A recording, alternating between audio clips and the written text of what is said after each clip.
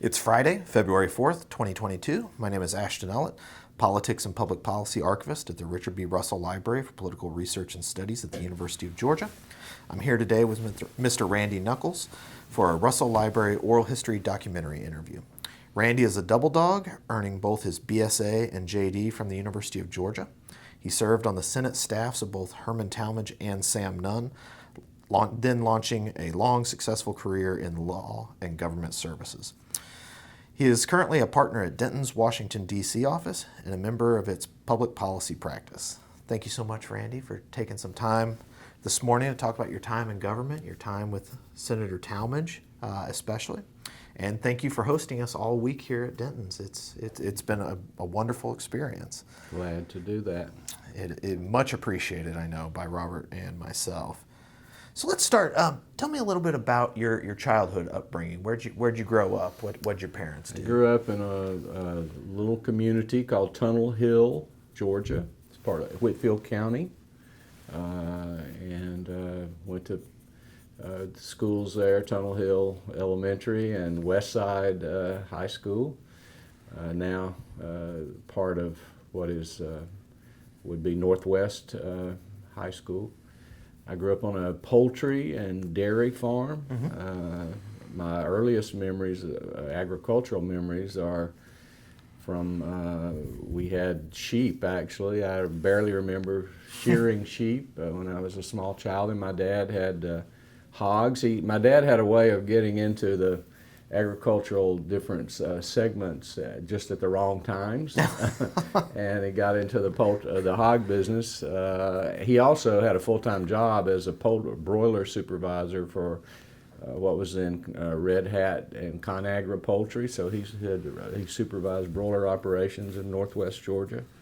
And then we had the farm. In 1960, as I recall, we built a milking parlor, one of the most modern in the state at the time, and we got into the dairy business. And all through my years until my senior year in high school, I was working on the farm in the mornings and the afternoons, going to school in the middle of the day, and trying to juggle not only my chores at home and on the farm, but also trying to be active in high school sports. Right. I played basketball and baseball in high school. I didn't play football, which was okay with me. But I couldn't because I had to go home and do my chores in the afternoon, and football practice was in the afternoon. Basketball practice was at night, so I could go home and do my chores and go back to basketball practice. When I was like a ninth grader and 10th grader, playing on the junior varsity team in basketball in the winter months, my mother would pick me up, or my uncle, and take me home and do my chores at the dairy farm, and then take me back to the basketball games, which would start at I guess 6 o'clock or 5:30. Sometimes I remember getting back and going down and dressing in the dressing room by myself because the game had already started, or warm-ups had already started.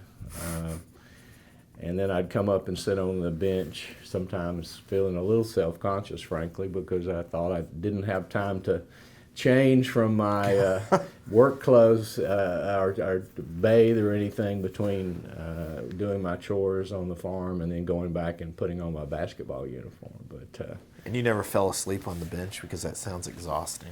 no, I did. I had to get up early in the morning and feed during the school week and do my chores starting about 6 in the morning, and then every other Sunday morning I had to milk the cows with my dad, because we had hired help that lived in tenant houses on our farm, and they would do most of the morning milking and afternoon milking. We milked at 4 in the morning and 3 in the afternoon. Was the start time for milking the cows. So on Sunday mornings, every other Sunday morning, it was just me and my dad. The hired workers got a Sunday off, of course, and so we would start milking at 4 in the morning. Dad would get up at 3:15 and go retrieve the the herd of cattle from the field, and I would go to the dairy barn and get all the equipment ready, and we would start milking at 4 a.m. And then we would finish about 6:15 and clean up, and by 7:30, or I could go to my grandmother's house, which was one of the houses on the farm as well, and eat breakfast, and then we had to get dressed to go to Sunday school. So it was a busy Sunday morning, and Sunday after Sunday lunch, I would take a nap, and then we would have to go milk. Then we would have to go milk at 3:15 in the afternoon. So anyway. But I think finally about all that, it taught me about working hard and being reliable and being there every day. Dairy herds don't give you a day off. No. They want to be milked twice a day, every day. Right. And so it was good lessons about working hard. Now, did you get involved in 4-H when you were in school? I got involved in, there was a wonderful county agent by the name of Walter Culverhouse, who was the county agent in my county when I was actually 4th grade. And he started introducing us to 4-H even before we were old enough to be in 4-H, starting in 5th grade. But yes, from 5th grade on, I was very involved in 4-H. Went to 4-H camp in the summers at Rock Eagle, 4-H Center. And then my project was dairy. And logical choice. And 4-H took me to places by the time when I was in high school. The first trip to Richmond, Virginia, I remember to a 4-H event. The first airplane ride I ever took was because of 4-H, going to Chicago. Or actually, that might have been the flight to Richmond. And then later to Chicago for 4-H meetings. And so I have a great appreciation for all that 4-H allowed me to do and exposed me to a broader world than just my home county. And I was a district officer, and I remember telling my parents, I actually only applied to the University of Georgia, but I got a scholarship from Dalton Junior College, the community college in my home county, and I got a $300 scholarship. Tuition was $90 a quarter. We were on the quarter system then. So I got $100 a quarter, paid for my tuition. I got $10 back from the school to help pay for my books. And so I lived at home and worked part-time and lived with my parents that first year in college. In the meantime, that summer, before my first year in college, I had worked at Rock Eagle at the 4-H Center as a camp counselor. And then my second year, I told my parents if I got a couple of additional scholarships, I was going to transfer to the University of Georgia. And so I did indeed. I won the Atlanta Journal-Constitution Leadership Scholarship, which they give to 4-Hers in each district in the state, and I was the North Georgia recipient of that scholarship. And I got another ag school scholarship, and I went to so I loaded up my car and drove to Athens, and as a sophomore, enrolled at the University of Georgia. Now, were you politically active? It sounds like you didn't have any time for politics or campaigning or anything like that. But well, I would say I was politically active through 4-H and running as a district officer, and was maybe 4-H county president in 4-H. And I got to UGA, and my closest friends were camp counselors with me, Rock Eagle counselors with me. And that's one reason I wanted to go to Athens, is to be near all my friends I'd made through the summer working at Rock Eagle. And I got involved in the collegiate 4-H club that first year. And then I ran in, I think my junior year, I was a senator from the ag school in the Senate of the student government at UGA. And the first political race I was in, or interested in, was the governor's race, I guess, in 1974, Okay. which was George Busby was elected, I guess, but there was a state senator, an ag guy from South Georgia by the name of Bobby Rowan. Yeah. And I was From Enigma. Enigma, Georgia, that's right. And he had caught my attention, and I guess I was supportive of his campaign that year. That's interesting. Because of my ag connections. And Bobby, who just passed away not too long ago. So that's interesting. And I guess Burt Lance was running in that race, and so I was also interested in, because he was up around your Calhoun, your Georgia, neck of the so he woods. was from Northwest Georgia, and I was interested in his campaign. And as a senior in the College of Agriculture, I got very involved. I was an officer in the Ag Hill Council, vice president, and was involved in other honorary organizations, Agon, Blue Key. Was selected for some of the student organizations. Right. And I guess maybe partly because I only had three years as an undergraduate, I wasn't quite ready to leave Athens, and I didn't exactly know what I wanted to do. Right. I was selected as the outstanding senior in the College of Agriculture when I was a senior. Okay.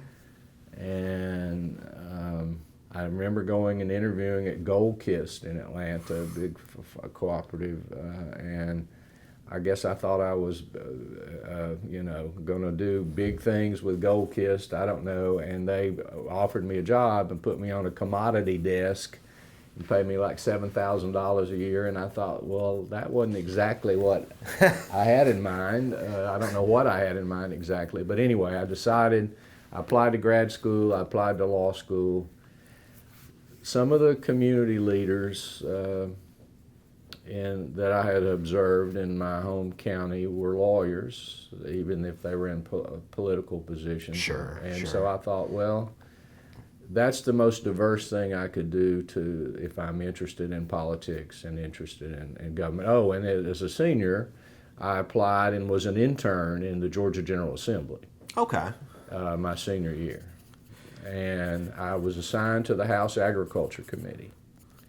So as an ag economics major, I was assigned to the House Agriculture Committee. Do you remember who was chairing the committee? I do. I remember very well. It was Mr. Dorsey Matthews from Moultrie, Georgia. And I went to my first ag meeting, and I noticed that Chairman Matthews was an amputee. I think he didn't have a right hand, or I don't remember which limb it was, left or right, but he was an amputee. And I didn't think too much about it. A week or two later, I went back to, there was another committee meeting, and Chairman Matthews wasn't there, and Vice Chairman Sid Lowry from Rome, Georgia, whose son, Robert Lowry, was later chairman of the Animal Science Department at UGA, a professor. And his other son had been a camp counselor with me, Darrell Lowry, a longtime doctor in Rome who's recently retired. But Mr. Lowry, Vice Chair Lowry of the Ag Committee, didn't have an arm. He was missing an arm. And I thought to myself, what have I got to do? What have I got to commit to this committee to be their intern? And I've told that joke before, tongue in cheek, but it was a great experience for me to work in the House of Representatives. Tom Murphy was in his heyday as Speaker. Oh, yeah. And I think that was his first year as Speaker when 73, 74. Well, it would have been late 70. So 74 would have been his first year as Speaker. That was the year that I was there. And so winter semester of my fourth year. In 70, I graduated from ag school in 74. So I kind of had the political bug from that experience in the General Assembly as an intern. And so I ended up going to law school, applying and staying in Athens. And I was active in law school, student leadership organizations. moot court programs, and was chair of the moot court, one of the programs in the moot court. When I was there, I was president of Blue Key while I was in law school. I was president of Agon, which was a South Campus honorary while I was a law student, and stayed involved. And when I was a third-year law student, I thought I was going. I had been offered. I had been a summer associate in the biggest firm in Dalton. There were 3 big firms, so they were all about 10 or 12 lawyers. The big firms. One of the big firms in town. And I had been a summer associate in the summer of '76 in the law firm. Kenny Kemp Sponkler, it was the name of John Averett and Sponkler. And they offered me a job, and I accepted it in the fall of my third year of law school.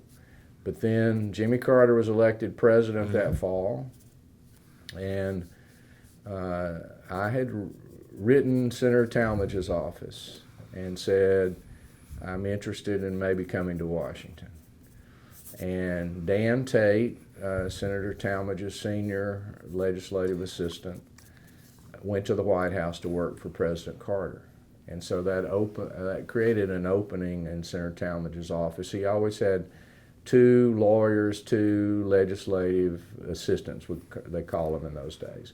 And Dan Tate was the senior guy, Russell King was the junior guy. Okay. And Tate went to the White House to work for President Carter, I don't know, probably in February, late January or February, as they started organizing their staff. And he was the liaison to the U.S. Senate for President Carter. He and Frank Moore was the overall leader of the Congressional Liaison Office, and Danny was the designee to talk primarily to the Senate. And he had someone that talked to the House.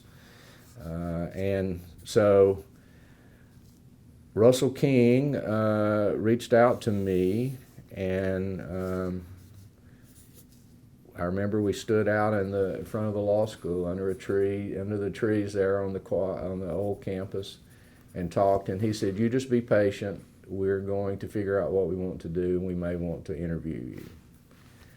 I had become Senator Talmadge and Rogers Wade, as chief of staff, had become aware of me because I was the president of Agon that previous year. And we had given Senator Talmadge our Agon Award, and we had started a Agon breakfast every homecoming morning where we inducted new student members and honorary business leaders, ag leaders from around the state. Right. And we had given Senator Talmadge the award, and he came, and I was the presiding officer that morning, and Rogers Wade, as chief of staff, was with him that morning. So they saw me in action, I guess, as the presiding officer of this student organization. So then when I later wrote and said I might be interested in coming to Washington, they kind of knew who I was. Right. You weren't a stranger necessarily. They knew of my student leadership activities and my ag background on a farm, and so that which certainly didn't hurt your chances with Senator Talmadge. No, with an ag and then background. So Russell King's admonition to me to just be patient, and they reached back out to me probably in April, maybe late March or April of '77, and flew me to Washington to interview to be the junior number 2 young lawyer on Senator Talmadge's staff, and Russell King had moved up to the senior position, and I interviewed that day with the folks in the staff, and at the end, of course, Rogers Wade told me, he said, "Now, of course, the senior senator from Georgia wouldn't offer anyone a job unless they knew you would accept it." And I said, "Well, I guess I understand that." So at the end of the day, after doing interviews with staff, they took me in to see Senator Talmadge that afternoon, 3 or 4 in the afternoon, and he said, "Well, we've got a job for you here if you want it." and I was like, well, thank you, Senator, but I need to go home and talk to my wife and think about it. And Rogers and Russell King were in the room, and they were like, I can't believe you didn't accept on the spot. We told you he would never offer you a job unless you accepted it. But I had to go talk to my wife. It's probably a smart move Yeah. on your part. So then I did go home, talk to my wife, Suzanne, who was teaching, had been teaching while I was in law school in Morgan County. She would drive 30 miles every day down to Madison to teach in the high school.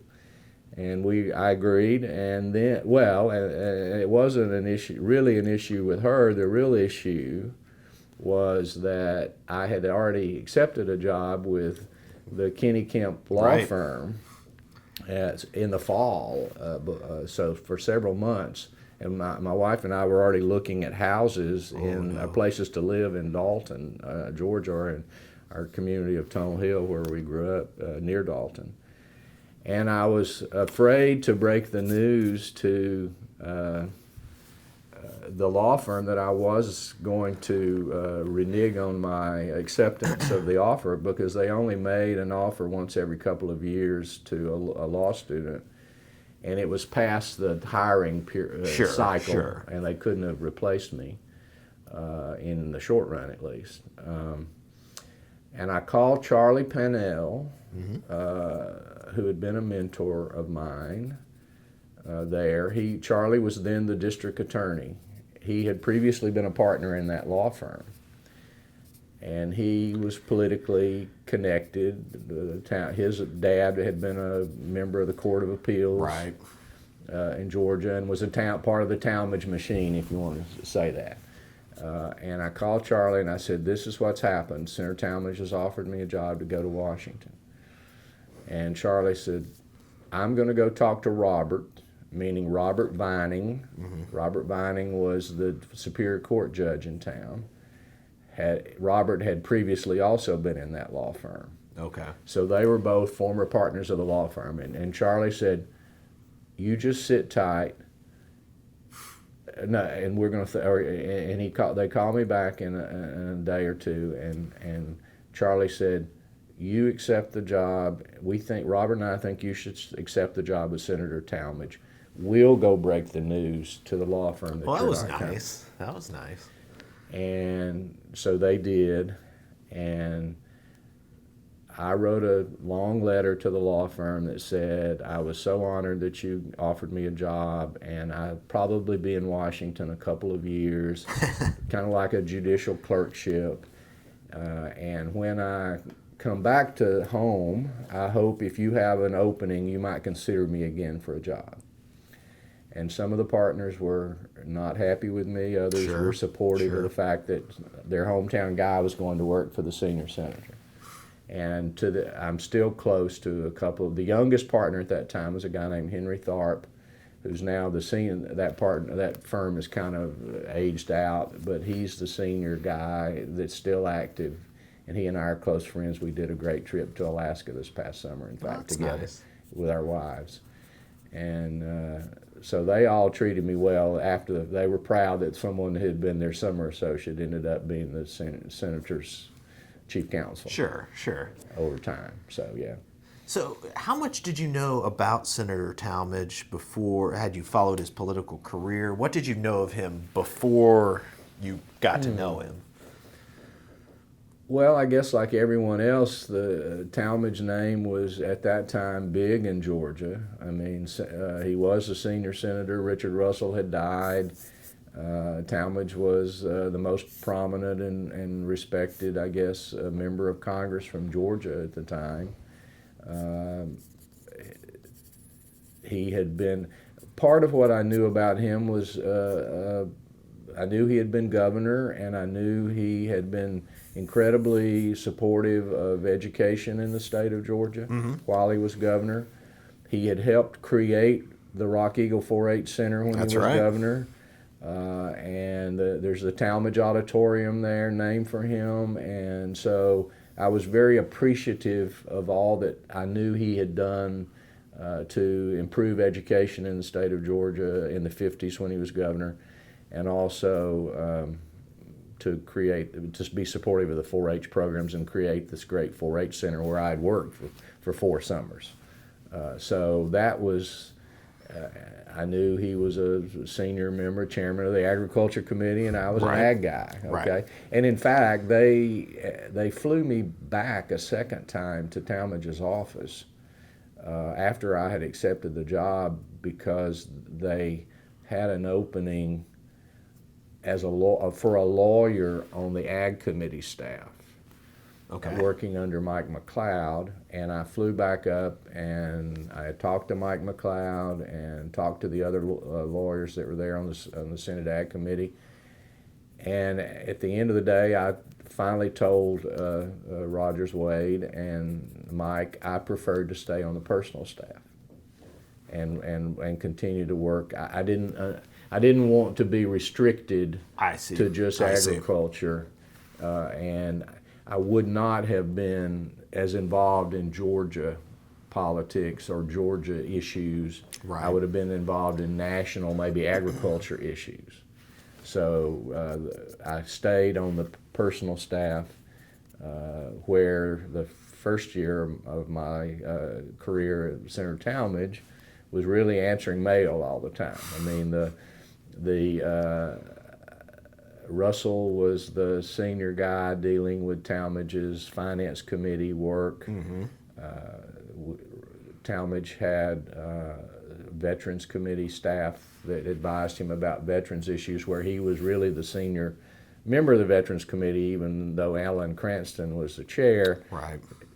Cranston kind of deferred to Talmadge on anything Talmadge needed in the veterans area because Talmadge had been there first, and Talmadge had brought Max Cleland there at one point on the staff of the Veterans Committee. Max was always incredibly grateful to Talmadge for... He would have been in Veterans Affairs. He was on the Veterans Affairs Committee. And so I was basically the junior guy that handled things that weren't in Talmadge's committee responsibilities. Russell was doing the finance committee. You were everything else. I was kind of everything else, where we would have to craft the senator's position, or basically in answering constituent mail. And others have probably told you how insistent he was that we answer the mail quickly, and so that's what I did for the first year, really. It was just, I wasn't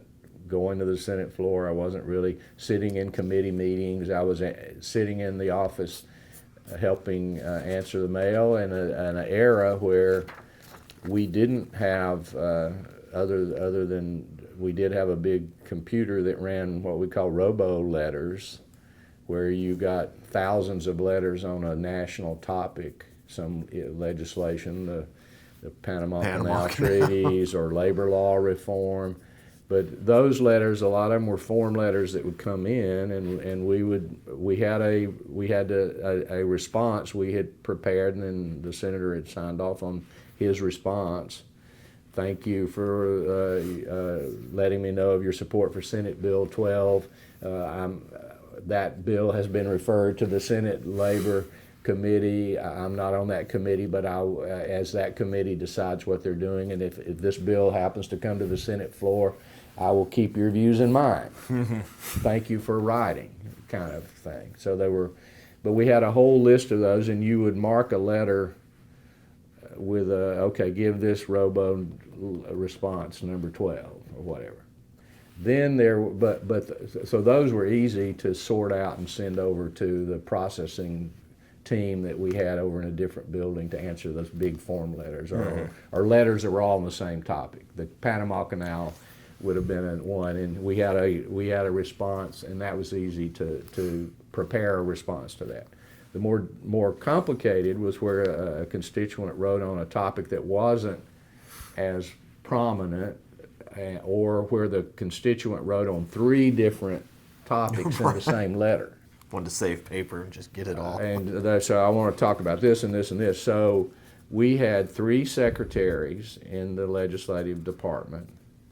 Russell was off doing his finance committee interactions with other committee staffers on the committee, and helping the senator with trade and tax and health issues, since the senator was subcommittee chair of health. And the three secretaries had memory typewriters. I have no idea what that is. You don't know what a memory typewriter? No. Oh my goodness. I'm a millennial. You've got to explain this to me. So a memory typewriter was an electric typewriter, a big IBM Selectric memory typewriter. I'm familiar with Selectric, but the little hard copy ball, it was a hard copy. So. The typewriter had, you could store up to say 50 paragraphs. Oh, okay. In the type, okay. So it was kind of like you could store a paragraph. You type in the paragraph and save it. Oh, okay. And then you had a dial, and so on a letter I would say give them paragraph 14, 32, and 37.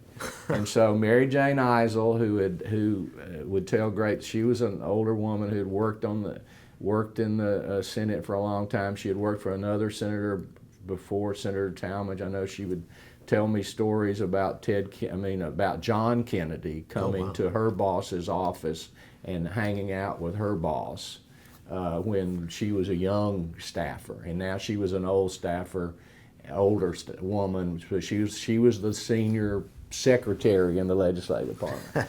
And I would say, Mary Jane, all right, here's the letter. And so Mary Jane would crank the dial to paragraph 14. It would type out that paragraph. Then she'd turn the dial to paragraph 32. It would type out that paragraph.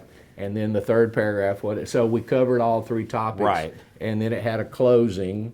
Maybe she typed in the closing, or she actually had on her saved dial the closing to the letter, the opening of the letter, the closing of the letter. So Mary Jane had to type in the constituent's name and address into the beginning of the letter.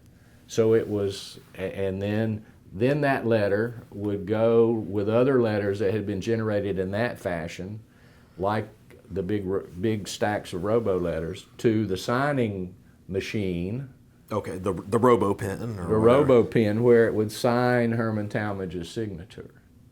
And then certain letters, Russell and I, and Bobby Avery, Bobby was not considered a legislative assistant. He was called a staff assistant because he handled kind of some casework, we would call it, caseworker work, and economic development work. Right. And he had a couple of legislative topics that he covered, but you had to be a lawyer to be called a legislative assistant in Senator Talmadge's office. Okay.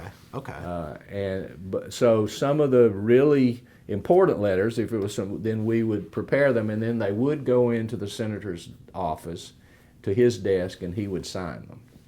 And sometimes he would write a note on the bottom of them. So that's when you see somebody, they would scratch out Mr. Smith and write Tommy or something like that. It would be that personal touch. Right. So tell me about, obviously you worked for Russell, and Rogers would have been your sort of chain of command. But what was Senator Talmadge like as a boss? What was the atmosphere like in the office? Some are really collegial, some can be very acrimonious.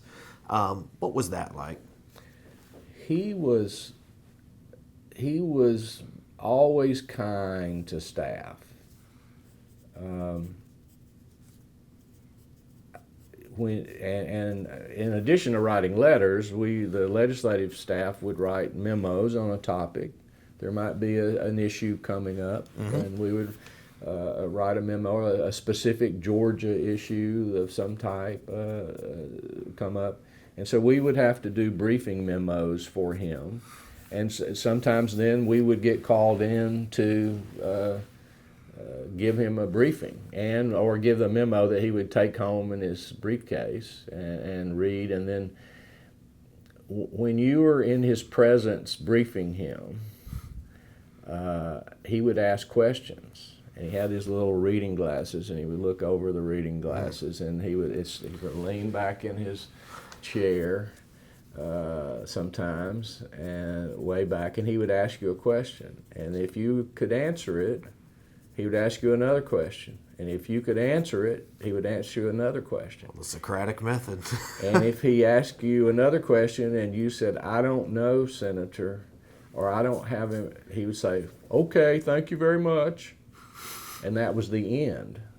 So it was not intentional on his part but it left you walking out of his office, if you were briefing him, feeling like you never did enough to give him all the answers.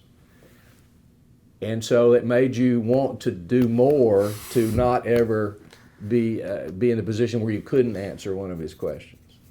And it was a very quiet way that he incentivized you to know your stuff, to really understand the topic that you were going to brief him on, so that you wanted to be able to answer all those questions, and then walk out of the room saying, "I did a good job," and he didn't stump me on a question.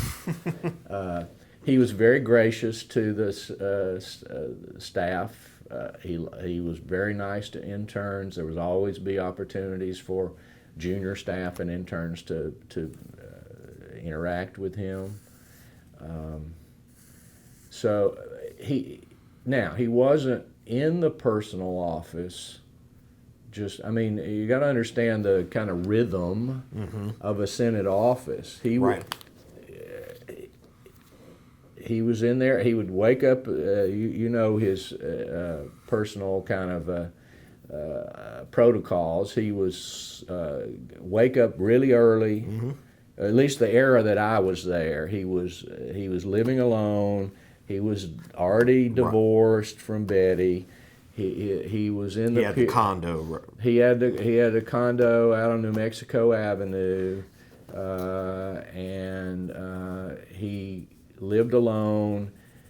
He wasn't a socializer.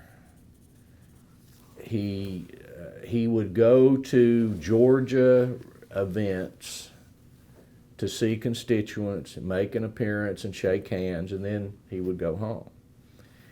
And he didn't probably eat well. And during the period when he was drinking too much, which I never saw that, but maybe one or two instances where I saw that alcohol was affecting his performance as a senator, as a legislator. But he would go home, and to the extent he was drinking alcohol, he was doing it alone at home. Right. And then he was wake up in the morning and run in his combat boots. He ran in combat boots. That's his job. And he would run several miles in the morning. There's some photos of him, in the combat boots running at 3:34 in the morning. And then, or 5, and then he would read voraciously all the media, newspapers and things, smoking his cigar. I guess he made himself some breakfast. And then he would be in the office by 7:30 in the morning, and we were in the Russell building, 109 Russell. You could smell, if I could smell his cigar in the hallway, I knew he was already there. Because and then sometimes the red light would come on your phone, and you knew that he was talking on the phone, and if the red light came on and your phone rang, you knew he was calling you. So he was there early, but then if the Senate was not in session in the afternoon, the course of the day, by 10 o'clock, he's often, he would have constituent meetings from like 8 in the morning, 8:30 in the morning until committee meetings started. And then if he was chairing an ag committee meeting or he was in a finance committee meeting, he was over in the committee. So he wasn't in the personal office. And then in the afternoons, the floor action would typically start, around noon, Senate, or sometimes earlier, Senate floor action. And he would have to vote, and so he had a hideaway, like all the senior members of the Senate have hideaway offices in the Capitol. I think in those days you had to be one of the most like 50 50 senior members to get a hideaway. It was all based on length of service seniority. there. He and Russell Long had hideaways that had an interior door that adjoined each other, and then exterior doors into their hideaways. And so a lot of senators, because they didn't want to go all the way back to the Russell or Dirksen or Hart building in the afternoons if they were having votes or whatever, would go to their hideaway offices in the Capitol. So the staff might not be interacting with him, the regular staff. Now, sometimes the legislative assistant or the chief of staff might have to go see him about some issue and would go to his hideaway. And then sometime in the afternoon, before he went home, he would come back to the personal office. And he might be in the personal office maybe for an hour, and Rogers or Russell or others might be talking to him about a topic. Rita, his personal secretary, might be talking to him about scheduling. Mrs. Tisdale, the business manager of the office, might be talking to him about some of those things. And then he might make some constituent calls, and then he'd go home. And he would probably, if there wasn't any business in the Senate and there wasn't a Georgia EMC, Electric Membership Corporation reception, or the Georgia Bankers Association reception, or something that he needed to make an appearance at, then he would go home by 4 or 5 in the afternoon. And just stay in and start it all over again? And start all over again, yeah. So I gather from what you've just described, Senator Talmadge was not an absentee senator. He didn't miss a lot of votes. He didn't miss a lot No, of he was not at all an absentee senator. But he wasn't part of Washington's social, right, the political Georgetown life. set, the cocktail set. The political social set in Washington. Right. Now, when he was a younger senator, maybe, and when he and Betty were, when she was in Washington, she was much more social than he was, and so there were probably some opportunities then and instances then where they were socializing with other senators or people around town. But by the time I was working for him at the end of his Senate career, he was probably in some ways he was a lonely man sometimes. Sure. And he was going home, and that so after his son drowned, Bobby drowned, and that's really when he and Betty had their complete fracture. It's not uncommon, I think, when parents have a child that died, that it really causes It's a lot of very traumatic. And often I've seen it with just friends who have lost a child, and it sometimes just it dissolves the marriage. And so he and Betty were, by the time I got there in the summer of '77, they were already estranged, and and he was basically living by himself. And well, we can talk about that sort of. I mean, it's all part of a whole. The really dark period in his life, professionally and personally. But I was wondering if you could describe the sort of press operation and Senator Talmadge's relationship with the press, either in Georgia or in Washington. Well, prior to the kind of investigative reporting that started in the summer of '78, I mean, I always thought he had generally a good relationship. He was willing to do media interviews, particularly with Georgia TV or Georgia newspapers. I suppose I never thought or never asked him that I remember. I mean, his father's whole political career was about running against the Atlanta newspapers, right. Those that line Atlanta newspapers, right? But I think Senator Talmadge had a respect for the role of media, and I will have to say that the national media had his prominence in the national media skyrocketed because of Watergate. Right. And his really ability to cut through the murk of all of that and get to the point. And some of it, the famous exchange he had with, who was it, Ehrlichman, where Ehrlichman said, well, that Talmadge said that man's property or man's house is sacrosanct, and Ehrlichman said, well, that's kind of been eroded a little bit, and Talmadge said, where I come from, it hadn't been. I mean, I have one at home, but we had kind of a photo of Talmadge and that exchange printed on things that we would give to constituents, because it was such a profound kind of statement that the national media really picked up on. It was such a zinger retort to what Ehrlichman was saying in the Watergate hearings. And so Talmadge and Sam Ervin and Howard Baker, in a very bipartisan way, became national figures because of the Watergate hearings. And he benefited in the eyes of the national media because of that. He was recognized as a really smart man who could get to the real meat of an issue. In the Senate Finance Committee, where he was second ranking to Russell Long, his best buddy. They were such close dear friends. Linda Talmadge talks about the last time that Russell Long came to see Herman at Hampton when Herman was declining, and how they hugged and they cried and they talked to each other and said they loved each other. So he would, but Russell Long was what I heard Senator Talmadge say about Hubert Humphrey one time. He said Hubert is loquacious. I didn't know that word, but I guess Russell Long was a great chairman of the Finance Committee and getting people to do things.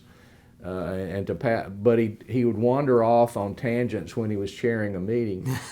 And then when he would leave and Talmadge would take over temporarily to chair a meeting, oh my God, the Finance Committee staff loved it because he would bang through legislation. He was no nonsense. Yeah. And he worked with people like Hubert Humphrey or Joe Biden that talked a lot and maybe in his opinion didn't think they said much. In all of the words that they put together, there wasn't much to it. It was all just fluff. But he was known in the Senate as really smart and analyzing issues and really no nonsense about legislating. Right. Let's get this done. Moving legislation. So, the Atlanta papers, I think the Atlanta papers had a pretty good relationship with him until, now Bill Shipp was always critical of him. They thought he wasn't maybe liberal enough on some issues. He had made Talmadge had made great, in my opinion, progress on the racial issues, segregation issues, from the days when he wrote Segregation in You to the time when I was there, when we were instructed to be very attentive to the needs of African Americans in our state, and he was very responsive to the whole King family, Daddy King and Coretta. I remember having meetings with them, and so Talmadge. I don't think it was just a political move either.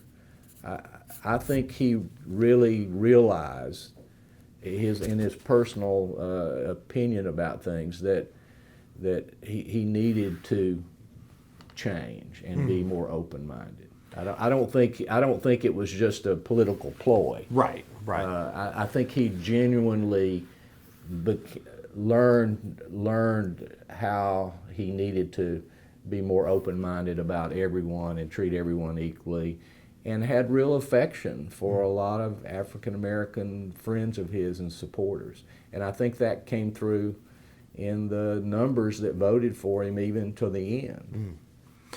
Well, what would those meetings be like with Daddy King, Coretta Scott? Well, what issues did Senator Talmadge try and help that constituency? Most of the Daddy King and Coretta meetings that I remember were more about, it was about passage of creation of the national park, historic site in Atlanta, and then the passage of the King holiday. Okay. Yeah. Senator Talmadge, during your time on staff, he would have been serving with Senator Nunn, would have been the junior senator from Georgia. What was their relationship like? Two very different personalities, but yes, but I think, and there are times when Sam Nunn has said it privately in settings where I was with him, and also publicly, that I think he learned an awful lot about politics in Georgia from Senator Talmadge, about how you have to deal with every citizen of the state, whether you think they're crazy or not. Right. I mean, Senator Nunn has often been quoted as saying something about going to Senator Talmadge and saying, "What do you do about all these letters from nut letters, I think you call them, from nuts in the state?" And Senator Talmadge said, "Sam, if you lose the nut vote in Georgia, you're going to lose the election." You know, and so it was almost like it wasn't a big brother, it was more almost like a father figure to him. Sure. Because Sam Nunn Sr. had been a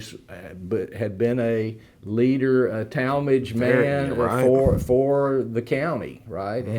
And Sam Nunn Sr. was a highly respected business, leader, education leader, and all that he did in Middle Georgia, in Perry. And so Sam Nunn grew up being part of kind of knowing Senator Talmadge through his father, probably. And I don't know when I have to go back and think about it, or read one of Sam Nunn's books about when he first met Herman Talmadge. But he always was respectful of Talmadge, and he didn't always agree with him. And sometimes he probably thought Talmadge was being a little too willing to accommodate views that were a little more moderate or liberal than Nunn thought he wanted to buy into, because Nunn had to deal with his own reelection issues and deal with issues. And I know the Panama Canal vote was one of those where that was really a tough vote. It was probably a tougher vote for Nunn than it was for Talmadge. Was that because Talmadge Talmadge kind had of his political capital he thought he could tap into? Right. And of course, well, and I have to remember the history of it, but Nunn was reelected in '78. Right. Oh, that's true, yeah. And so there were issues that was his first reelection, and so that's a big hurdle to get over, is get reelected the first time. And Talmadge was 2 years away, and Nunn was always very cautious. Talmadge's personal life was messier. Nunn's personal life was very ordered and very cautious, but I think he always appreciated the mentoring that he got from Senator Talmadge, and others that Talmadge were close to, like John Stennis. I mean, Stennis and Talmadge were close. Stennis became really a strong mentor for Nunn in his early years in the Senate, I think. And because Stennis and Talmadge, I think Nunn appreciates probably that Talmadge spoke to Stennis about getting Nunn on the Armed Services Committee when Nunn first came to the Senate in '72. Certainly worked out in Senator Nunn's Because favor. Richard Russell had left, and we needed somebody, and so it was important that Nunn get on the, and so that was great for the state. Was that back when the chairman filled the committees, or was Well, that leadership? now in the Senate, there's always the Senate steering committee, it's called, that Okay. makes committee appointments. But the chairs of the committee obviously have a big voice in Sure, that. sure. Big voice in that. So we talked briefly earlier about the senator's alcoholism. Tell me about his decision to seek treatment and what that, because that in the late 70s, that was not necessarily something that lots of people did publicly, grappled with something like alcoholism. And what was it like with him going to Long Beach and sort of the before and after treatment and the effect on him personally and how he operated? I've always been told that he was a binge drinker from as early as his college days. So So he wasn't going to have one drink. He was going to. Well, my personal knowledge or kind of observations of his drinking while I worked for him was he didn't just drink.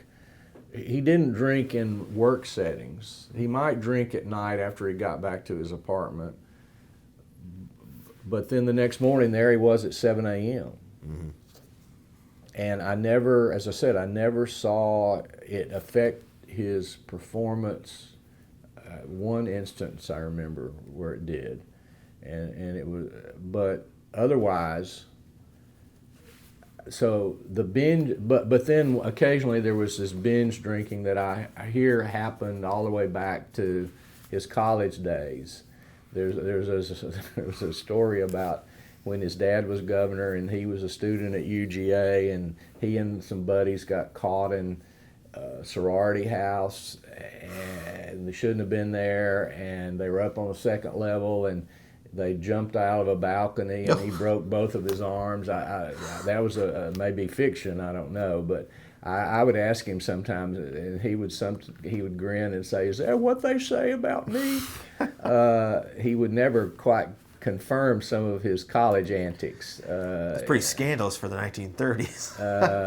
But I always heard anyway and that it would be like a weekend binge. I see. So that's what I mean by binge drinking. That it would happen on a weekend. Now, after Bobby died, after all the problems, there were times when, in his last couple of years before he went to Long Beach, where there was over a weekend, and there would be. But most of it, to the extent I personally knew about it, I just really didn't see it in his work. I didn't see it affecting his work. And then he evidently had one of those binges. I don't remember what the date was when he went to Long Beach. It was like the fall of '78, something like that. And he ended up in the Walter Reed Hospital. And Rogers Wade could tell you more, but a group confronted him, including Bogan, I think, and Rogers, and Wilbur Mills, who had been through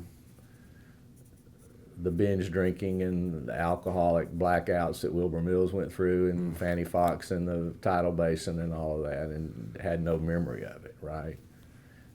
Wilbur Mills didn't. So Mills was by this time sober and clean and helping others. Mm-hmm. And after he lost his committee chairmanship and all that. Right. So they confronted Talmadge at Walter Reed in the hospital and said, "You've got to go get treatment." And I'm told he didn't argue with that at all. Senator Talmadge was kind of a guy that once he analyzes a situation, whatever it might have been, it was a fait accompli. There was no arguing about it, and he didn't argue, and they arranged an Air Force plane after some back and forth with the White House about getting that done, and flew him to California. And of course, I think he wouldn't have, had that not happened, I think he wouldn't have lived nearly as long as he did. Right. And that decision he made on the spot at Walter Reed, that, okay, I'm not going to argue with this. It's time that I do something about this, extended his life by another 20 years. Right. Now, this alcoholism, the treatment, this is all overlapping with the ethics issues. No. Or was that 79? Well, the ethics issues came about after, well, the ethics investigations, I guess, had started. Right, because that was the summer of 78? The summer of 68, right, 78. So the ethics investigation, the investigative reporter, Ed Pound, in the Washington Star had started digging into the lawsuit he had over the stock that he had put in Betty's name, and then he wanted it back after she filed the divorce, and he went to the Supreme Court of Georgia, and a 4-3 vote of the court gave him the custody or the ownership of the stock back, and she was not happy with that outcome, and in the course of the litigation, that's when a lot of his financial records went into the public domain. So that was the summer of 78. Okay. And so yes, there was some overlap, but he would not have been able to deal with the ethics committee issue as effectively as he did had he not gone to Newport and come back after 6 weeks, and to my knowledge was sober for the rest of his life. So what role did you play in that ethics complaint, the committee, the grant? Tell me your recollections of that time, and then your role as a staffer at that time. Well, as I said, I had been the junior guy, and during the first part of my time there, and then the second year of my tenure with him, I was asked to help his outside counsel in the ethics investigation. So I spent an awful lot of my time in my second year with Senator Talmadge working on the ethics issues, responding to the ethics committee, helping review documents that had been subpoenaed from Daniel Minshew, his former chief of staff, and others, working with Jim Hamilton, his outside counsel, working with others that were looking at financial dealings of the U.S. Senate and other Senate offices. Bobby Troutman, I was working with on some of those issues. So I was the most involved staffer for Senator Talmadge on a day-to-day basis with the ethics investigation for that year, which I guess culminated in when was the vote? Summer of 79. May 79? May of 79. That feels right. Right, I think that's right, May of 79. So for a period of really 9 months there, because it started in the summer, the first investigative article was in the summer of 78. So, I remember walking with him somewhere down the halls of the Russell Building one day, and he just put his hand on my shoulder and said, "I appreciate what you're doing." And he wasn't a man who was profuse in giving you praise. You knew if you had done, and he wasn't afraid to tell you privately that in one-on-one that, well, I need more information on this, or I didn't really, in terms of writing memos or analyzing an issue. But he wasn't one that just said, that's a great job too often. So I remember two instances of that one where he put his hand on my shoulder, and another time where I answered the phone and it was him on the phone in the office, and he said, you're really doing a good job and I appreciate it. And so he was thinking about it. So on the other hand, he would never criticize a staff person or in any way undermine you in a public setting. And that was appreciated greatly, because you would see other senators that would berate their staff in a committee meeting or say, oh, well, my staff, You just throw them under the bus. throw their staff under the bus. He would never do that. And if you made a commitment on his behalf that he understood you were doing because you were doing your job to do something for him, for the state of Georgia, he would never back away from some commitment you made. And I really always, so you knew he had your back. Well, that's a comforting feeling, I'm sure. And I would say that was the same with Sam Nunn too. But I've seen other senators that would undermine their staff, throw them under the bus, berate them in public, or say, well, it must have been my staff person that made a mistake. And Talmadge just did not do that. So he was never one to punch down. No. No. I mean, I had some pretty high flying, I don't know if that's the right word, instances where I had to deal with something on his behalf, where he wasn't there, and then he always, supported me. I remember very well the Windfall profits tax legislation, which passed in the last year of Jimmy Carter's presidency. He was trying to tax the oil companies more, and it was, and we got to the conference. We're marking it up in the finance committee, and that day, this was after Talmadge had been to Long Beach. It was after the ethics, so it was the year when I was doing just finance legislative work. But Senator Talmadge had gone home that day. He had a bad cold. And that morning, Lloyd Benson from Texas had offered an amendment on what we'll call stripper wells, meaning you got a tax incentive if you had an oil well that was down to the last bit of oil and you were going to strip out through some process, get the last oil out of it.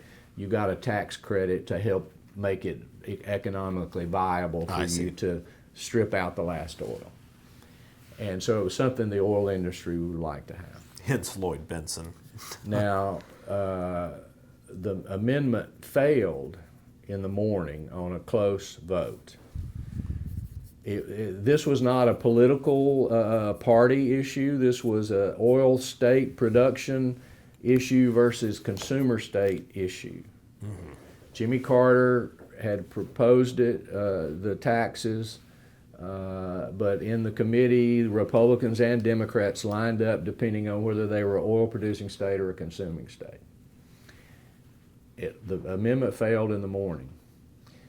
Senator Talmadge went home, and they came back in the afternoon to a markup, and he had left me a proxy. And in the finance committee, if your boss wasn't there, but your boss had left a proxy, you could give the proxy to the chairman or whoever, depending on what the proxy said.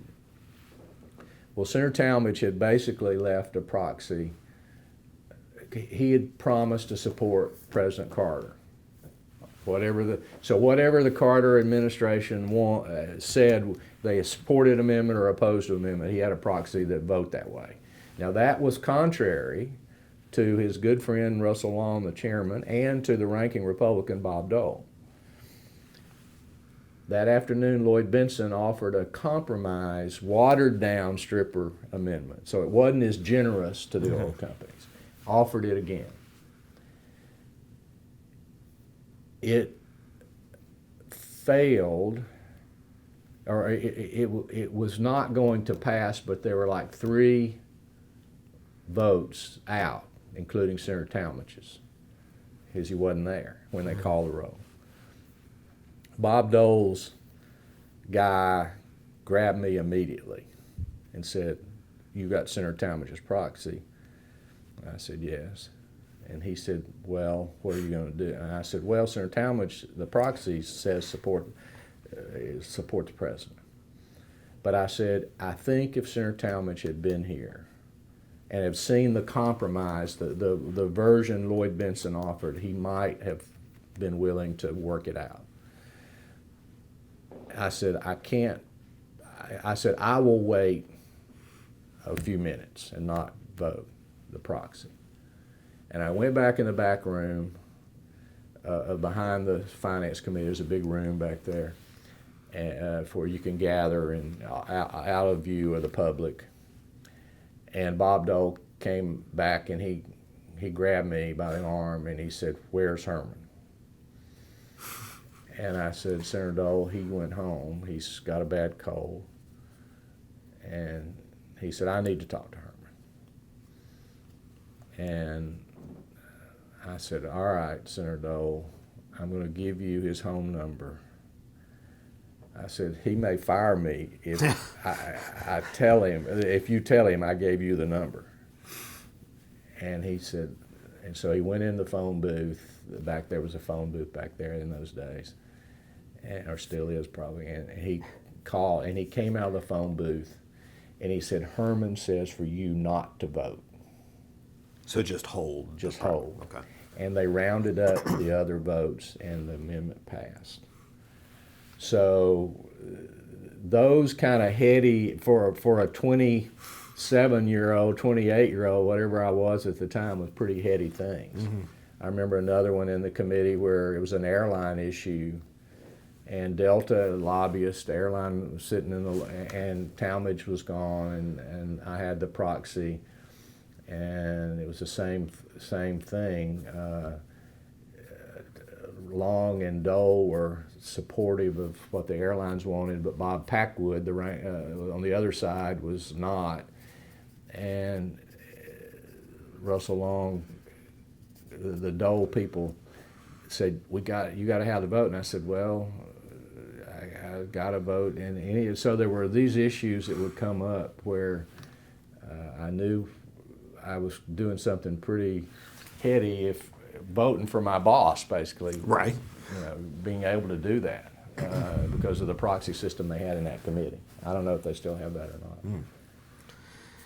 What do you remember about when the ethics committee came back, had made its decision, and decided to denounce Senator Talmadge in early '79?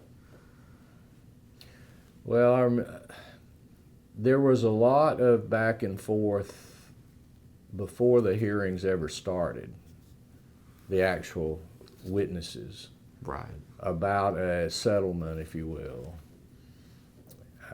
Mentioned John Stennis earlier. He was trying to broker quietly.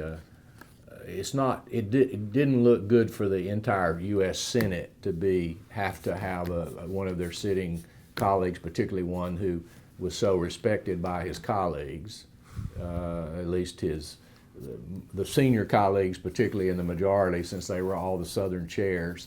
So they didn't like it that their colleague Herman was under the gun.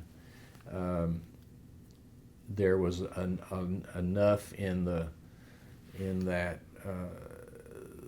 the criticism of Talmadge's handling of office accounts that could have reflected badly on other offices as well. Just because those were standard. Because I think what was happening in his office was happening in a lot of other offices as well. Talmadge was not willing to, the research we did in that regard, he was not willing to let us air that in any public way because he didn't want to reflect. anything to reflect badly on his colleagues. That's the research you did with Bobby Trout. Right, right. And at one point there was an agreement, in principle at least, to settle the case and have a reprimand or some other word other than denouncement. And then I think Phil Jones for CBS News somehow got wind of it. I don't know whether somebody in the ethics committee staff leaked it because they didn't want a deal. They didn't want Adlai Stevenson and Harrison Smith to work out a deal with Talmadge at the behest of John Stennis, right? They wanted it to go to the hearing stage. And there was an awful lot of noodling around in what word at the end would be used. We didn't want censure. Right. And the committee thought reprimand wasn't strong enough. And so that's where we finally got to being denounced. And that was a painful vote on the floor of the Senate for a lot of members, and there were some that stood up and, of course, voted against the denouncement. I think maybe 15 or so. I can't remember what the vote was. But there were some that thought probably there, but for the grace of God go I, at least on the issue of the office accounts. The idea, though, of not doing something after Betty Talmadge turned over the overcoat with the money, and that was just too vivid to not do something, even though Talmadge said he didn't know where that money in the overcoat, how it came. He didn't agree with Betty's description of it. Daniel Minshew's testimony had been discredited. He served time in prison. He was embezzling money. And I think the Senate ethics staff finally realized Minshew had embezzled money. They couldn't prove what he did with that money, whether he gave some of it to Senator Talmadge or not. He claimed he gave it to Bobby Talmadge. Bobby was dead. He claimed he gave some of it to Betty. She denied that Daniel Minshew ever gave her money. She just said there was money in this overcoat, and that's where she made a grand entrance in the hearing that day in a red dress, and it was quite dramatic. So they had to, I guess in the eyes of the ethics committee, senators on the committee, they had to, in the end, do something. And most of the members of the Senate felt they had to vote for it. Right. Now, did you automatically... And we all walked from the Capitol. There's a great photo that was in the Washington Post or the Washington Star that day of the denouncement. I'm in the photo, and several other staff are in the photo walking back to the Russell Building with Senator Talmadge after the vote. Did you know before the vote, or how about this? When did you recognize that there may be political implications for the senator's reelection in 1980? I don't think we knew he had been harmed by the ethics investigation and by the alcoholism in the Long Beach. But we had seen him come back strong. There was almost a year, after over a year after the ethics investigation concluded to the primary. That's right, yeah. And we thought Zell Miller and others who might run in the Democratic primary were the real threat. Right. And we were surprised at some of the people that jumped into that primary. Dawson Mathis, who had been a close friend of Talmadge's and worked with him on agriculture issues. Norman Underwood, who had been an advisor to Talmadge and on the end, helped him with with campaign activities, and then surprisingly Norman jumped into the primary, much to our surprise. And of course then Zell Miller, and So that was the real threat. I don't remember when the primary was that year. I guess August. Yeah, it would have been. So it was summer. It was over a year from the time of the ethics investigation being over, and he was a very strong legislator, senator. We were pumping out information about his accomplishments, of course, and things like that. But he was performing. He was sober. He was not under any further scrutiny because of the ethics investigation. So he was actively legislating Right. and then campaigning when he could, going back to Georgia. And so we felt good about his chances, but we always thought that Zell Miller was the real threat and might push him into a runoff, which he did. Right. And then we were pleased to see him beat Zell Miller decisively in the runoff. And we thought, okay, as is Georgia tradition, it's really over. And it didn't turn out to be the case, of course, and that was partly because Mac Mattingly was kind of an unknown guy, which probably served him well in some ways. There was no negatives really on him, he didn't have a distinguished political career. He'd been a party operative, had run for Congress before and not won. So it was real, and there wasn't that much time between August and November.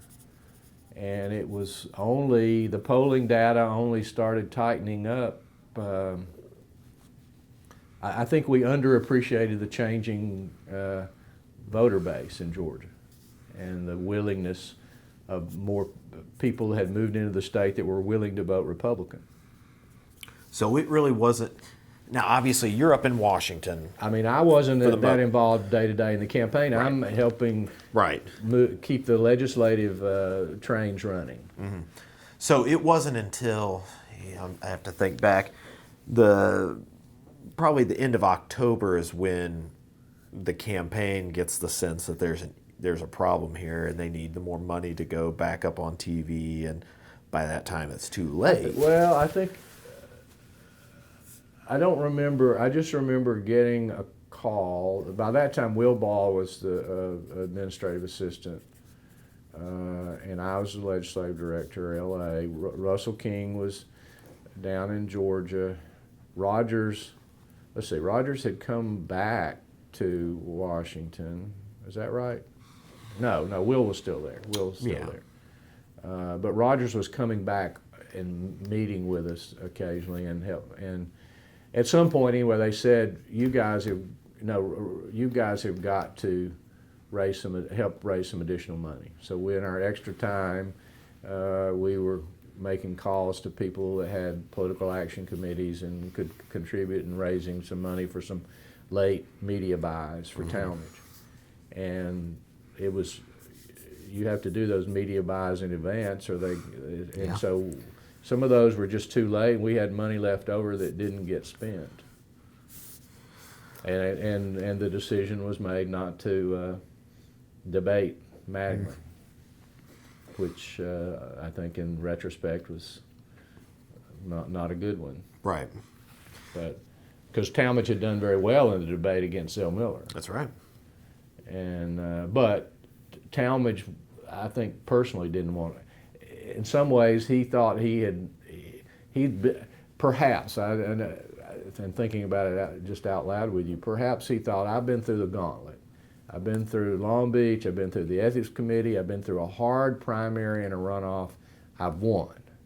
Now why am I going to debate this guy that has not really done anything for the state? Right, because the logic could be there by giving him exposure. Right, I'm giving him exposure he doesn't deserve. And I can't tell you how many, of course I went directly from Talmadge's office over to work for Senator Nunn. He hired me as his legislative director soon after the election. But I can't tell you in the ensuing the year in 1981 how many times I would talk to people all over the state of Georgia who said, I didn't want Herman to lose. I just wanted to send him a message. So they voted for Mattingly, just thinking that they would send Talmadge a message that they hadn't been really happy with some of the things that had happened, the ethics and the alcoholism. But they sure didn't think he was going to lose. That sounds familiar. So tell me about you went down to Atlanta for the election night, with the rest of the staff, campaign, office, otherwise. Tell me about what that election night and into the next morning was like. We were at Colony Square Hotel in Midtown Atlanta. That was our campaign headquarters. We had the ballroom downstairs, and we had, I guess, the presidential suite upstairs as our kind of private area where the senator and the staff could be. I remember being up there and having pictures made, a lot of us together, things like that. As the night wore on, and we realized that Ronald Reagan was waxing, kicking ass on Jimmy Carter badly, and you began to see in other states the fall of quite a number of chairs in the Senate. Frank Church and Gaylord Nelson and others that were Senate chairs that lost that night, or in other Democrats. We realized it was entirely not what we expected, but Talmadge was still ahead in the numbers in the Georgia race, and so we were down in the ballroom probably by 10, 11 o'clock that night, and Talmadge personally would not declare victory, but George Busby came to the ballroom and declared Talmadge the victory. Tommy Irwin, the ag commissioner, I remember speaking and declaring Talmadge had won. So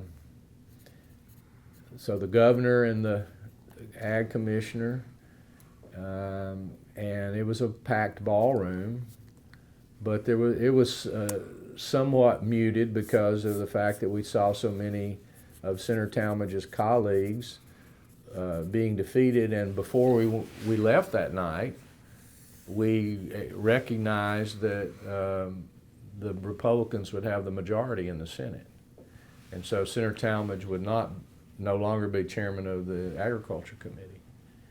And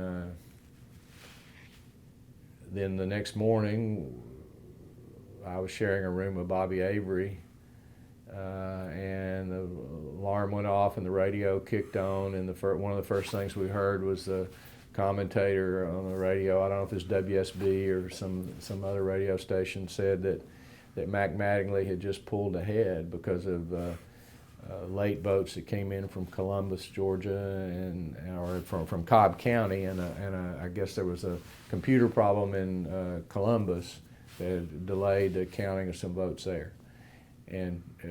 But it was the big Cobb turnout for Mattingly that was a big surprise. And Mattingly had inched ahead, and we were shocked and sat up in bed and got dressed quickly and drove. We were all supposed to meet. We drove down to the senator's house in Hampton, and it was, quite a morning. Were you involved in the skull sessions or conversations? Well, there were sessions about what does he say. Right. And I don't really recall what time he made a statement that day. It was probably in the afternoon. It probably wasn't that morning, because there was still some uncertainty about what votes might still be out. The tracking system on votes and precincts that might be out wasn't nearly as good then, as it is now. So, but I don't recall exactly when he made a concession statement, but it was probably sometime later that day. in the afternoon. So how long was it between the time of that concession and that you had transitioned off the staff and on to Senator Nunn's staff? Senator Talmadge did not return to Washington after the election. So he never went back to Washington? He never went back to the Senate. Oh, wow. After the election. There was a lame duck session, and he didn't return. And but we were still working on some issues for him, and I started thinking about going to back to Atlanta and practicing law in a law firm in Atlanta. I think I talked to King and Spalding, talked to a couple of, briefly to a couple of firms, and then Sam Nunn called me and said, "What are you going to do?" And I said, "Well, I'm going to go back home and practice law, I assume." And he said, "Well, you come talk to me." And that was probably later in November, maybe right before Thanksgiving, or maybe right after Thanksgiving, maybe early December. And so I went to talk to Senator Nunn. He said, "You've been he knew me as Herman's guy." Right. Nunn had a interim situation for his legislative director. His legislative director, who was very good, and my law partner now, Gordon Giffen, was his legislative director, and then Gordon went back to Atlanta, and then there was Cheryl Davis, and then Lee Snell, subsequent to Gordon, who then had left, and so there was not a legislative director in Nunn's office. There were several legislative assistants, including one of my law school classmates by the name of Doug Kidd, Doug was functioning as really Nunn's legislative director, because Doug had all the business issues. Right. I mean, the military issues were being taken care of all along by Arnold Panaro. Up at the committee. Right. Well, Arnold was on the personal staff, but I see. But Arnold was there, and a guy named Jeff Record, who was kind of a senior policy advisor on national security issues. But Doug was the face of Nunn's office to most of the business community in Georgia, just like I was the face of Talmadge's office to the business community and elected officials in Georgia that were dealing with economic issues. And so Doug and I were working together a lot on common issues, because the two Senate offices that was one of the during my time in the Senate, we were very fortunate, my first 3 years in particular, that we worked well together. And Talmadge and Nunn's offices always worked very closely. You see some states where the senators are from different parties, or even they just have personality conflicts, right, and the offices don't work well together. And that was not the case with Nunn and Talmadge. Worked hand in glove. But anyway, Nunn called me. He said, "You've been recommended. I need a new legislative director." And so I went over and talked to him, and Richard Ray was his chief of staff. And I said, well, the only thing I asked Senator Nunn was, I said, "I want a commitment from you, Senator, that I will have autonomy in the legislative staff, to run the staff. I don't want chief of staff to be interfering with the running of the 10-person legislative staff." And he said, "You have my commitment on that." And it turned, I don't know why I had been told by others, you don't want Richard interfering with you. Well, it turned out Richard was a gem to work with. Richard was a great guy with constituents and making them feel good. Anytime it got into policy issues, he was quick to always call me and say, "Let me get Randy in here," or one of Randy's people. So it was never an issue that ever came up between Richard and I. We worked well together, and so I went over to Nunn's office. Actually, that lame duck session, I started functioning as Nunn's lead guy, even though I was still technically on Nunn's payroll. I mean Talmadge's payroll. So how long were you on Senator Nunn's And then I staff? was Nunn's legislative director for 6 years. So I served longer as Nunn's legislative director than anyone in terms of just length of time as his legislative director. From 81 till I left in September of 86. Did you stay in contact or close to Senator Talmadge after his retirement? Yes, and I would send him notes sometimes, send something down or write him a note. I visited him at least once or twice, I remember, at Hampton. And I would see him at events. He was still he was still a celebrity of sorts in Georgia, even though he lost. Now for a while he kind of retreated, but then particularly after he married Linda, Right. and she really helped him get back out into the community and the public eye in a positive way. And so I would see at different political events, he would be there. And there was one big event I know where he and Zell Miller kind of made up, from their past political differences. And there was a big, I guess, a fundraising event. Was it for Zell and Talmadge was there, or it was the other way around? But it wasn't a political fundraiser, but it was some kind of a fundraiser for a foundation or something. But anyway, so I would see him, and it was always great to see him and talk to him. We had the staff up here, the former staffers, had a big 80th birthday dinner in his honor up here. He wasn't here, but we all gathered at his 80th birthday, which would have been in 14 to 80 would have been 94, and we videoed that dinner, and I haven't watched it in a long time, but it was a lot of fun telling Talmadge stories. And we sent him a copy of the video to watch. So, and then he died. What was he? 88 years old. Yeah, he would have been 2003. So yeah, 88. Yeah. And I didn't see him a lot the last couple of years, or see him that I recall the last couple of years before he died. And then we all, of course, there was a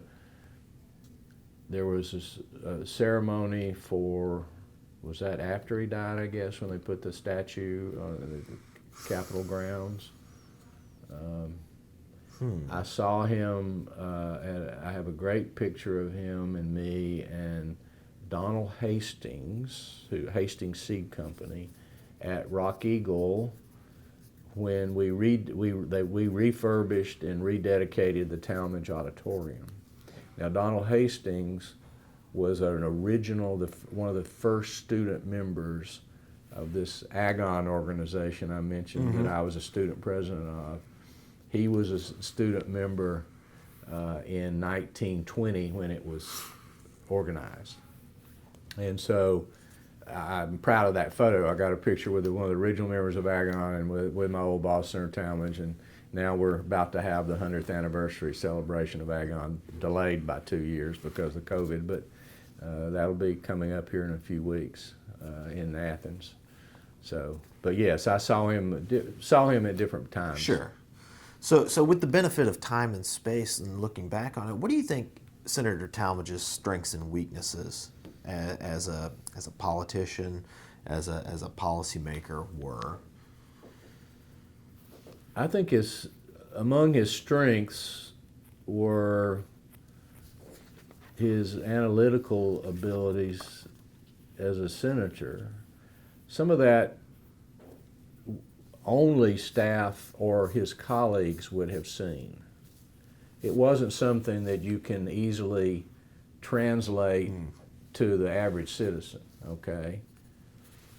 How really good he was. Some of that came out in the Watergate hearings, sort of a very public way, but he was a real smart man in terms of analysis of complicated economic issues or other issues, and then getting to the essence of an issue. I think he was a great orator. He was an orator of kind of an old-timey style orator, right? Much like his dad, but he could get cranked up at a speech, and now we would kind of be off to the side and kind of chuckle and say, "Oh, he popped the tape in now. You know, he's popped the tape in. We're going to get the some of the same lines that we're accustomed to hearing. America can't be policeman, banker, and something for the rest of the world." So he had all these. He was really good on the stump, and he didn't. He usually had a printed speech that Gordon Roberts and other press people had put together for him, and he might kind of use some of that, and then he'd get off, and the tape would pop in, and you would hear. But he was good at delivering it. But it sounds like he was. I don't want to say two totally different people. It was almost like the senator you've described working in the office is different from the character on the stump. Don't you think a lot of them, when they hit the stage, they're a lot different than they are when they're off stage? Oh, yeah. How about this? I hope so. In a lot of ways, he was a shy man. Yeah. I've heard that from others. He was a shy man, he had to get into character to do that. But he could, when he hit the podium, he could really, like a lot of them, that's one of their assets. He obviously had issues with alcohol. I don't think that affected his legislating as much as it probably was an impediment in his personal life. Sure. And I think he was lonely in the latter days until he met Linda Talmadge, and that was a wonderful marriage. You know, he blossomed again in that marriage, and she tells wonderful stories about just their personal interaction between the two of them that make you realize he was soft-hearted, and he could come across as kind of gruff sometimes. He didn't suffer fools. Okay, if you hadn't done your homework, now he might not say it, but he might exhibit it in different ways. He'd turn you off, he'd quit listening, right? If he asked you a question and you couldn't answer, okay, thank you. So he didn't suffer people who didn't do their homework and couldn't really. Bureaucrats would come in to see him. In particular, he was a subcommittee chair of health in the finance committee. So all these HHS, or I guess in those days HEW, would come in, and their impression of this Southern senator was not probably very good, right? A lot of them, at least. And he smoked cigars, and he chewed tobacco, and I've seen them come in and sit on his sofa in his big office, and if he thought they were treating him with less than that, he wasn't intellectually up to their speed for some reason, and he would lean back, and if he had a cigar, he had a spittoon over there that there was one little lady that would want to clean it. Nobody else, I mean the cleaning staff, nobody else would touch it, right? He was over there, but and these bureaucrats would be sitting on the sofa, and if they were treating him with less than thought he didn't understand an issue when he may really have, and he would lean back, and all of a sudden he'd lean up and he would shoot a spray toward the spittoon, or throw his cigar toward the spittoon and their feet would go up off the floor like they were, because it would splash. Oh, It no. would splash up. Oh, no. And that was kind of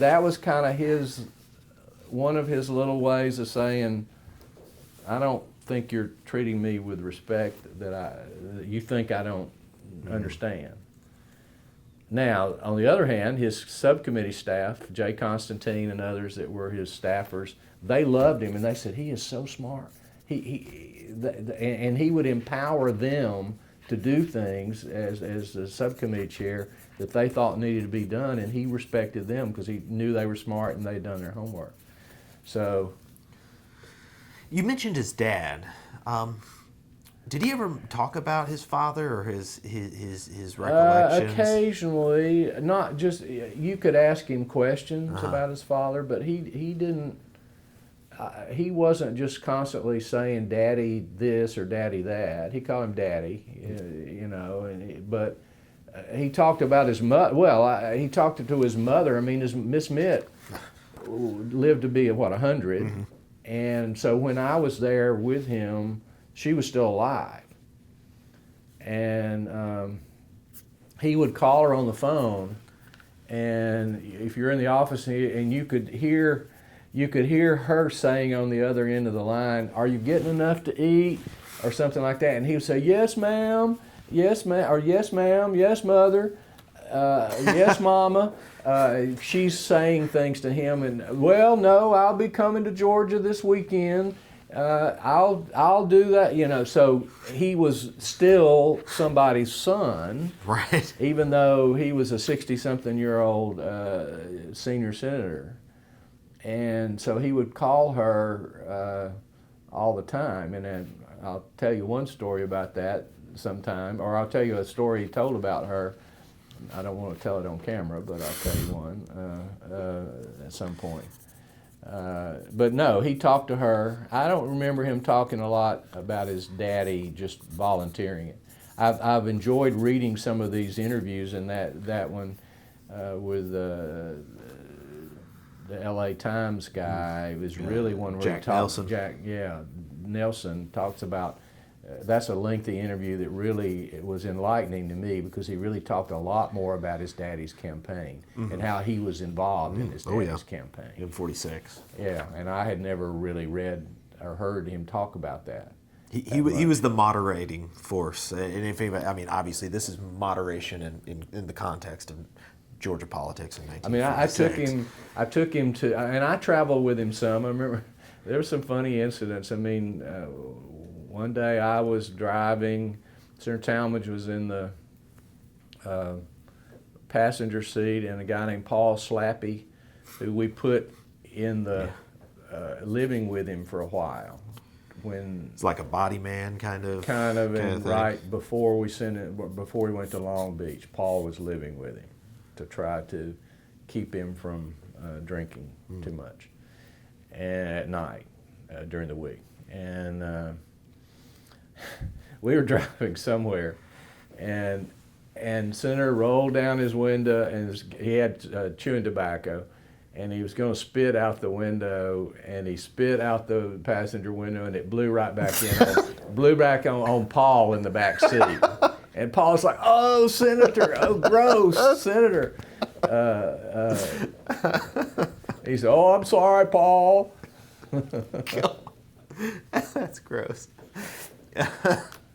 So, what line of work did you go into when you left Capitol Hill, when you left Senator Nunn's So when staff? I left Senator Nunn's office, I stayed 6 years with Senator Nunn.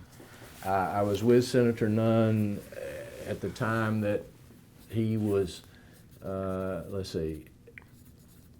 told him I would stay certainly through his 84 reelection. Mm-hmm. And then he started being talked about as a potential presidential candidate, leading toward the 88 presidential race. And I traveled with him to New York on a lot of high-powered. When I was there, Nunn was becoming very prominent nationally because of his national security issues. Jim Lear, and they liked Nunn. Nunn was great. He was really smart, and everybody recognized how smart he was on national security and armed services issues. So I got to go with him to some pretty high-powered meetings in New York and other places which was really appreciative that I had those opportunities. And then after I left, so I decided after he was reelected in '84, and I decided by '86 I needed to go ahead and leave and go back to private law practice. So I did. I went to initially to Kilpatrick, Cody, Rogers, McClatchy, and Regenstein, a law firm in Atlanta law firm. Okay. It's now called Kilpatrick Stockton. They recruited me to help build their government affairs practice. So you went back home, or did you No, stay they here? had a D.C. office. Okay. Okay. And I went there, and then that next year or two, I kept called back to a lot of meetings in Nunn's office. We were talking about him running for president, things like that. So I stayed very close to the Nunn office. But when I left and went to Kilpatrick, UGA had hired me to represent UGA in Washington. So Fred Davidson, when he was president, was coming to Washington and regularly, and one thing he wanted was funding for a biocontainment facility. Fred had been the dean of the veterinary medicine school before he was president of UGA, and Fred should be given credit. He was president 19 years for building some of the new buildings on campus and really expanding the research capabilities of the university. And anyway, he was coming to Washington seeking some federal funding at different times, and so I was on point helping with some of that when I was in Nunn's office. And at some point, Fred said to me, probably in '86, early '86, that he wanted me to come back and work on the president's staff in his office, in the president's office, probably early '86. And I wasn't quite ready to leave, but I said, Mr. President, I would be happy to represent UGA in Washington. I think I want to stay in Washington, but I'd be happy to be part of the team representing UGA, or be, for the first time, we would have a government affairs kind of person. So there was not a government affairs like we know with Toby Carr or Griff Doyle? Okay. No, there wasn't. And so Fred and I had a handshake deal on that when I left Nunn, he wanted to hire me as an outside consultant to represent UGA in Washington. Then Fred, the whole Jan Kemp affair, I don't know how much you know about that, but she was a kind of a whistleblower, said that with our developmental studies program. Grading scandals, athletics, that Right. kind of. And so she was blowed the whistle on all that. I think Fred got some bad advice from some of his close advisors, Ralph Beard, the then dean of the law school, and some folks. Anyway, they kind of tried to push all that under the rug and didn't acknowledge it. The papers got a hold of it, the Atlanta papers got a hold of it, got into the Board of Regents, got into the Chancellor's office. That year, same year that Fred, or not too long after Fred and I had this agreement that he wanted to hire me when I left Senator Nunn's office, the Regents every year extend on a one-year contract, as I understand it, the presidency of all of the schools in the university system. And they extended routinely the presidencies of all of the other schools, and they held Fred that year and wanted more information. They were still reviewing the whole Jan Kemp issue. And he was angered by that. In some ways, the presidency of the University of Georgia is certainly more prominent than who the chancellor is, or that kind of thing. He fired off a letter of resignation to the Board of Regents.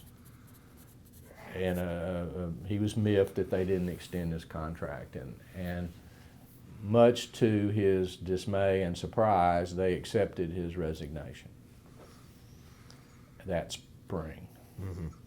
And so he was gone as president. The Regents brought in Henry King Stanford as an interim president, who had been president of the University of Miami, had been president of Georgia Southwestern College, Georgia native. He was retired basically, but they brought Dr. Stanford in as an interim president. I'll always be grateful to Fred Davison because he said to Alan Barber, then the vice president of administration for the university, honor my agreement with Randy. And so when I left that September of '86, we worked out an agreement, and I worked out an agreement with Alan Barber, and the university hired me to be the Washington Council, government affairs, lobbyist, whatever you want to call me, for the university.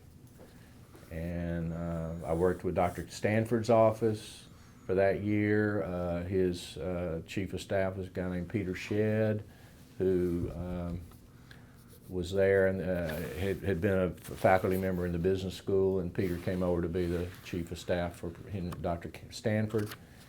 And then President Knapp was selected, Chuck Knapp was selected as the next president. I worked with Chuck for quite a number of years. There was not a government affairs function. And slowly, during Chuck's administration, we built a government affairs structure. A guy named Larry Weatherford led it.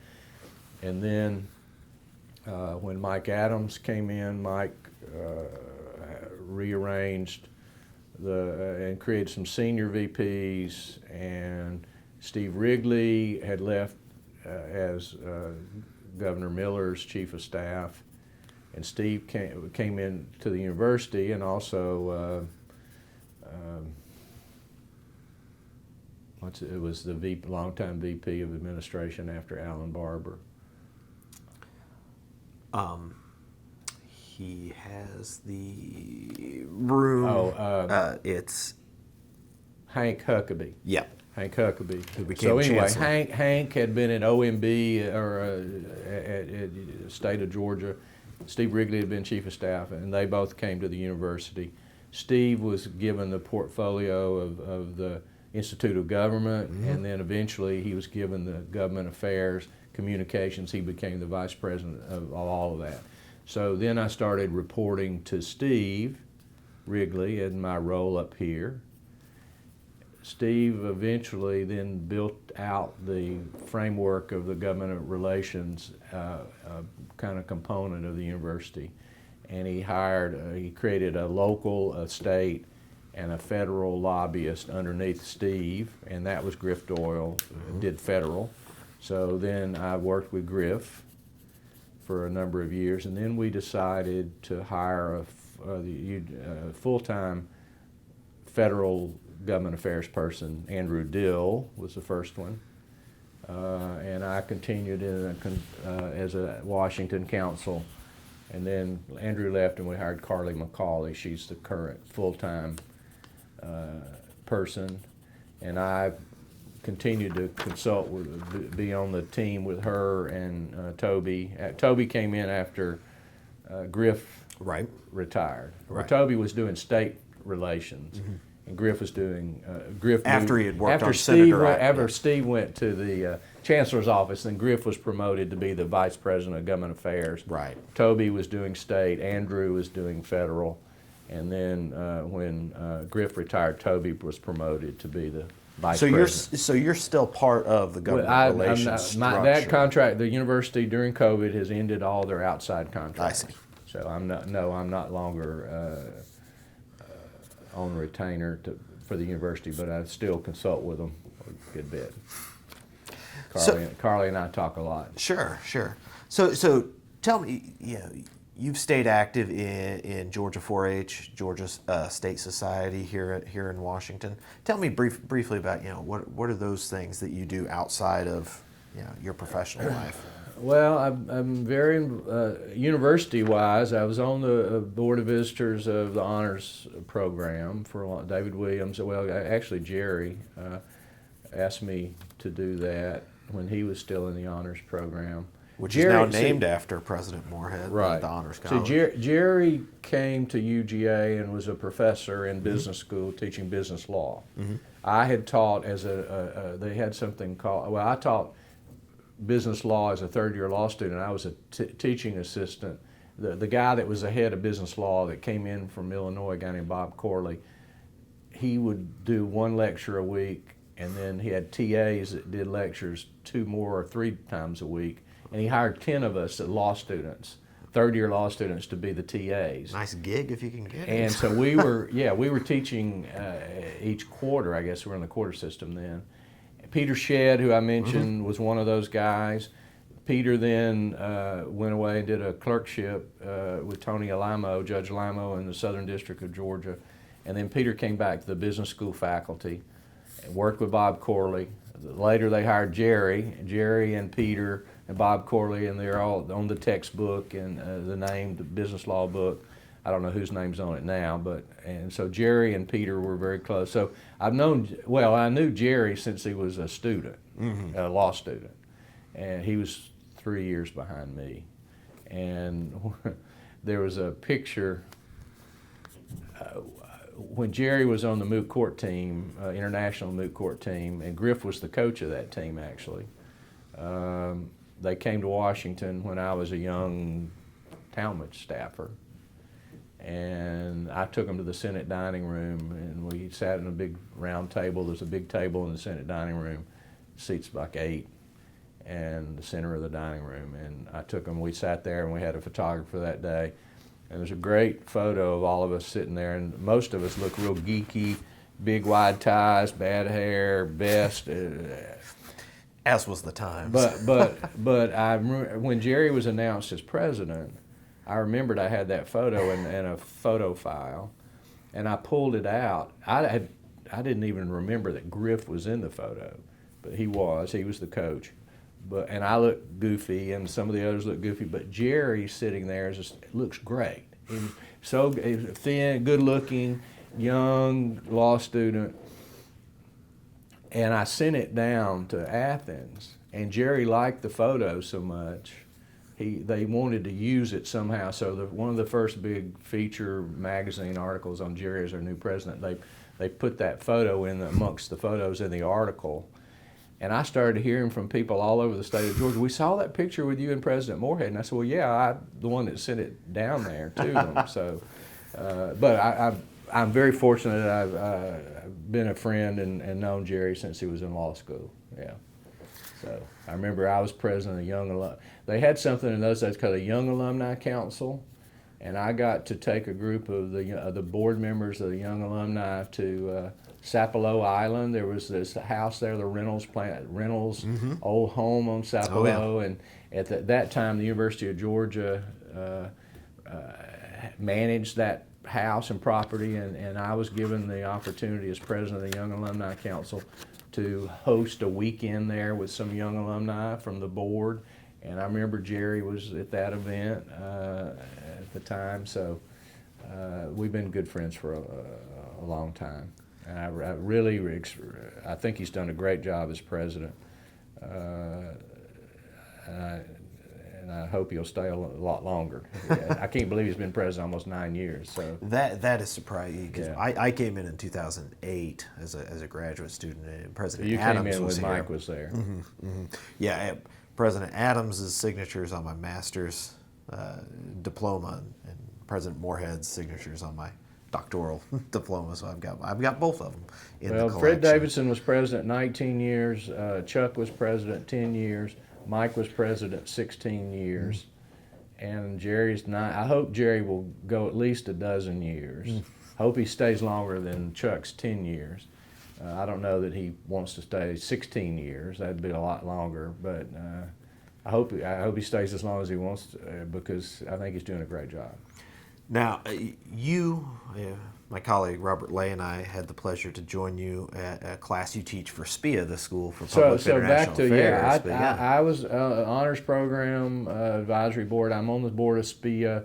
One of the things I'm most proud about my UGA activities is not only that during the time I represented UGA, I've inventoried, we got $100 million in earmark monies from Congress during my tenure as, during the earmark era.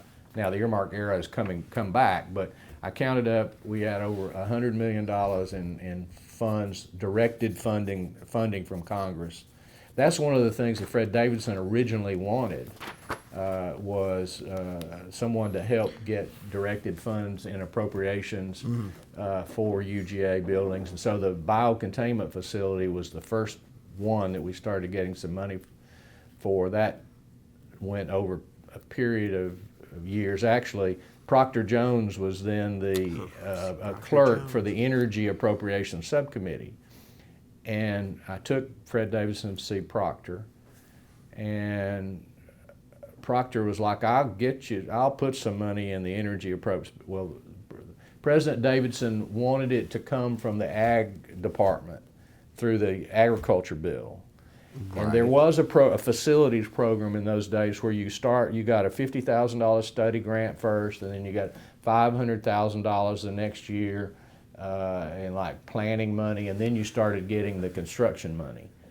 And so that Davidson didn't want to pervert the flow of the money through the energy appropriations bill. It just wouldn't fit because it was an ag biocontainment facility. Right. Okay. But Proctor, until Proctor's death, Proctor would tell them, well, if you would have allowed it, if you and Fred Davidson would have allowed it, I would have got you all the money in the first year. But instead we got it through the normal process, earmark process, and the program that was set up at the Department of Agriculture. But it took us several years to get it.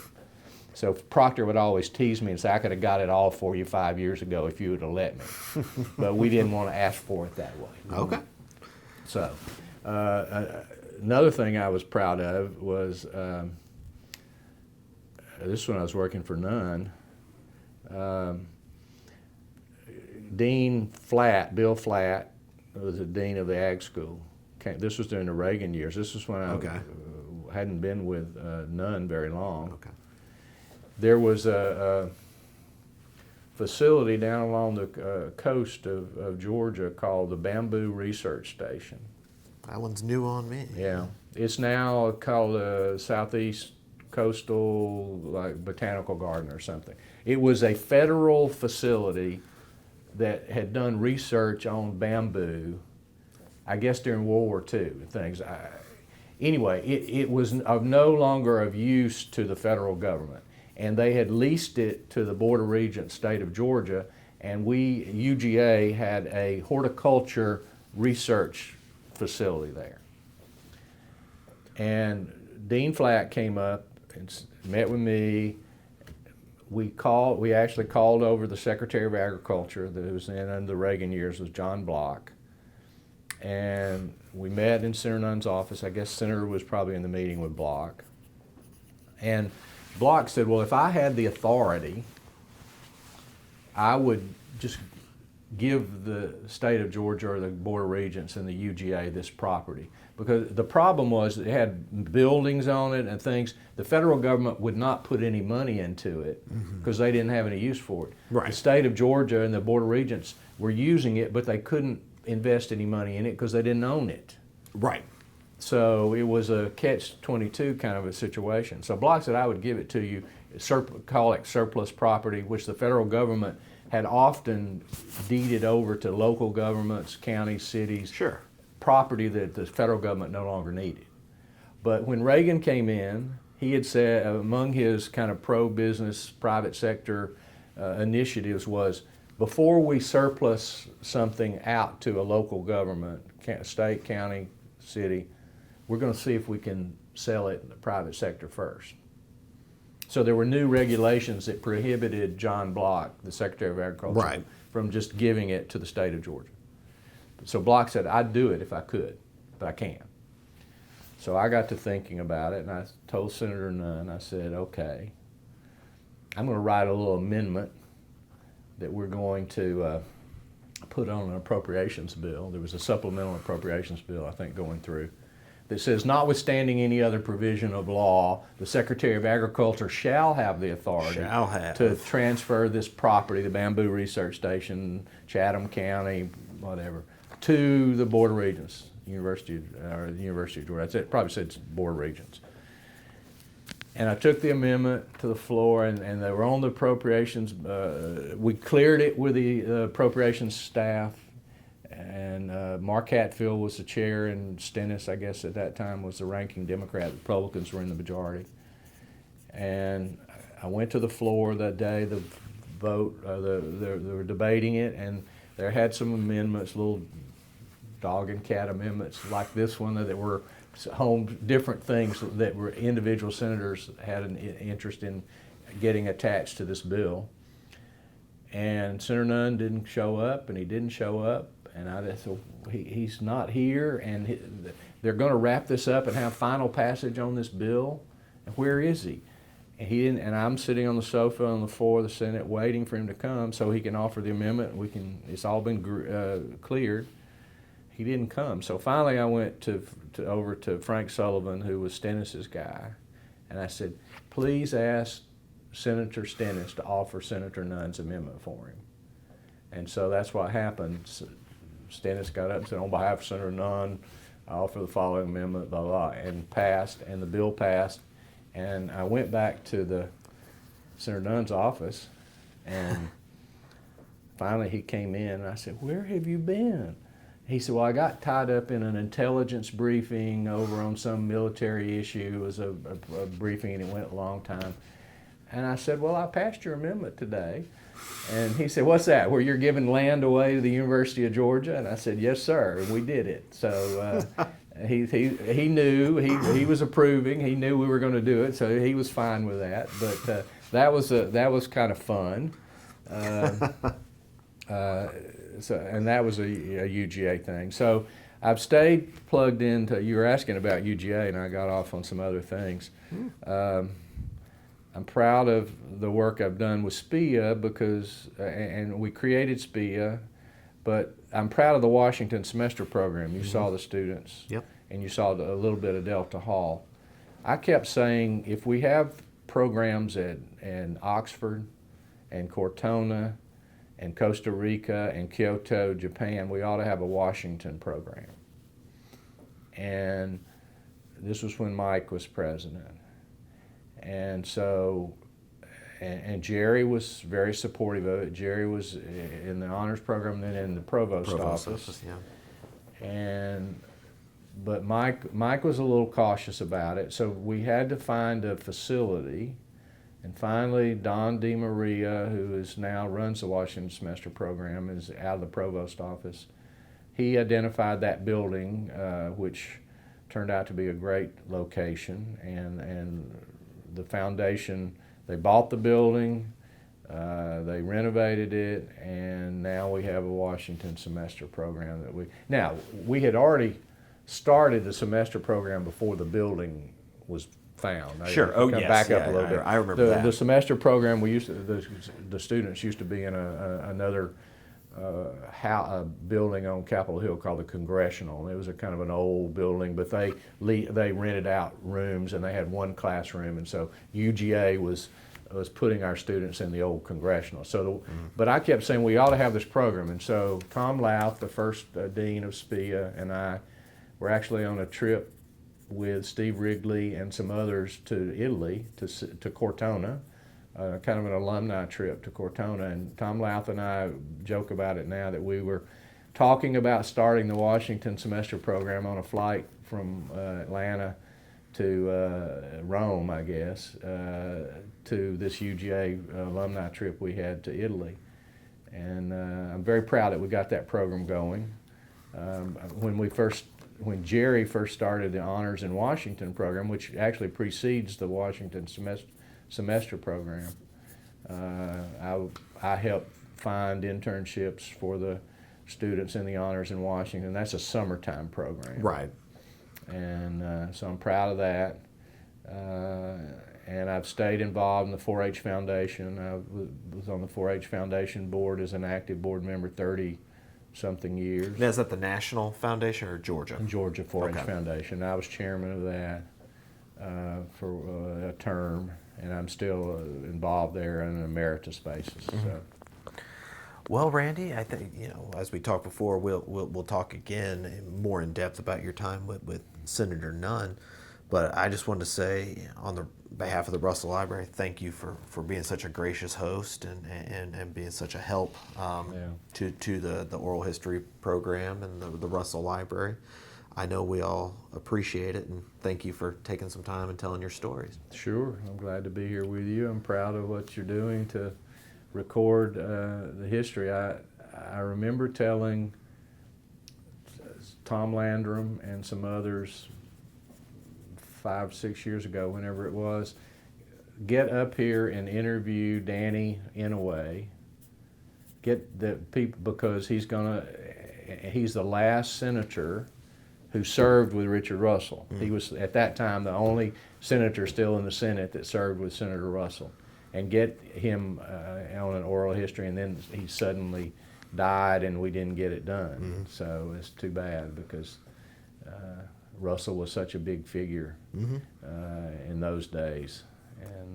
And now I think Senator Leahy's probably one of the last senators who served with Senator Talmadge. Senator Leahy is the last senator that served with Senator Talmadge. Of course, there are several who are still alive. And right, but he's the last around. active senator that served with Senator Talmadge, and there's only maybe 10 senators that served with Senator Nunn. Wow, shocking! Now that's shocking. Now, Nunn, that to me is a more shocking figure. Nunn, that was 1997. So right. So even like Chuck Schumer and people like that all were elected to the Senate after Nunn left. Yeah. So if you look, it's Leahy and Grassley and Patty Murray, and I think, let's see, the chair of the Finance Committee, Ron. I'm drawing a blank on his last. Ron Wyden. I think he came to the Senate like a few months before Nunn retired. He was. Shelby would be. Richard Shelby. Right, that's right. I guess Lisa Murkowski was after. I guess Frank Murkowski would have served. She didn't serve with Nunn. So there's only about 10 senators that served with Nunn. The 10 most senior guys and gals. So that's shocking. Yeah. I mean, that's because you still think of him as very active. I mean, George Shultz, who died last year, I think, who has one of the he has one of the favorite quotes I love about trust. I'll read it to you in a minute, but he was Secretary of State under Reagan, and continued to be very active. And he and Bill Perry, former Secretary of Defense, and Kissinger and Nunn were writing these op-eds together, all about nuclear disarmament and all that kind of stuff. And at some point, George Shultz's wife said to him, "You got to get some younger people involved in this." And George Shultz said, "We got Sam Nunn. He's young." Well, young Sam Nunn is going to be 84 years old this year. 84 years old this year. That's hard to believe. Sam Nunn is young, Sam Nunn is tough, put Sam Nunn in Washington. That was the slogan back then that he was using. And young Sam Nunn is going to be 84. So, yeah. Time marches on. You got the camera off? Not yet. So, on behalf of the Russell Library, thank you very much, Randy Nuckolls. Thank you.